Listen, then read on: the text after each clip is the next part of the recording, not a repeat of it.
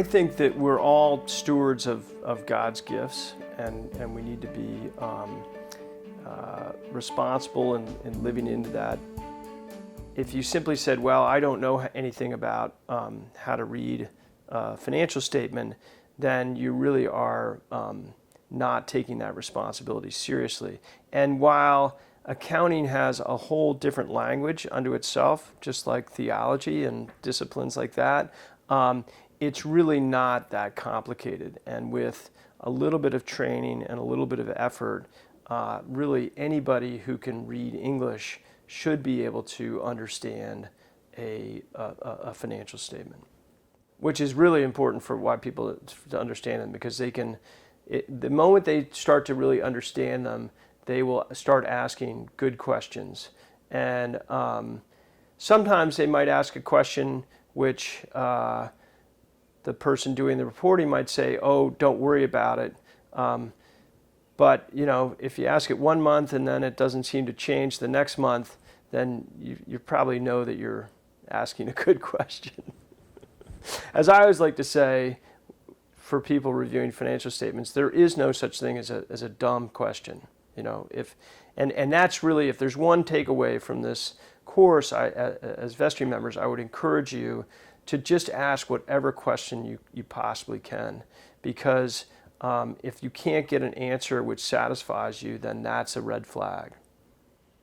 Parishes inevitably will get in some sort of trouble over some cycle, right? That just happens. And trouble, I'm using in a really broad term. In other words, they might just have a set of years where there's less income than there's expenses, and so they're having to dip into their reserves of some sort. Or worse, they have a shortfall and they need to appeal to some other entity to give them money to keep them afloat. It's really important to have those facts be plain, because if they're trying to be hidden, then you got a whole lot of problems. So having clear financial statements is really critical. And so we talked about fiduciary responsibility. Having the vestry know those facts and be aware of them will help protect them from those potential problems. I would say the more common thing that we would see in a church environment is where, again, the various people who are wanting to have programs and events and things like that, they would say, well, what we're going to do is we're going to spend some money in order to build a program, and then once we spend the money, that in turn will bring more people in, and then we'll have this sustainable situation. And it can work, but it's also has some risk. And so the sort of build it and they will come syndrome is not uncommon among people like rectors.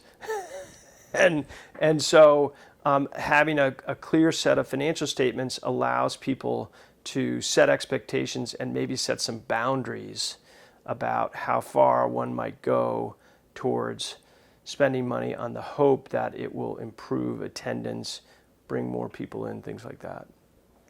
Some accountability. There's a word, there's a reason why they call it accounting. It goes right with that accountability.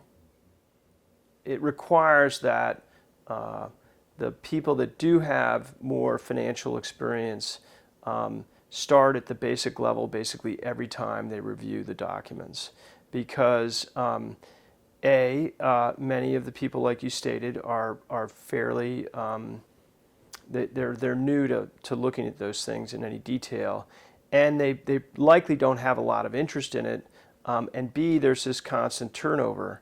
So it's really imperative that that people deal with very basic levels. That doesn't mean it can't be sophisticated. It just means that they have to do their best to talk in plain English. So every time a financial report is reviewed, I think it's critically important that they're talked about, and as best they can, they should be dealt with in a plain English way.